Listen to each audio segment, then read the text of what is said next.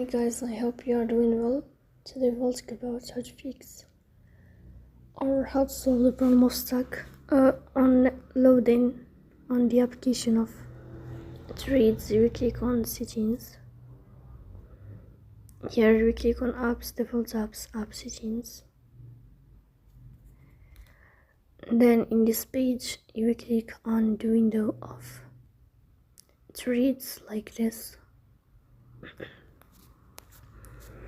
Here we click on first stop and we click OK. Then we'll enter to storage. Here you click on clear cache. After that you will turn off your Wi-Fi and you will turn on your Wi-Fi again to fix that problem.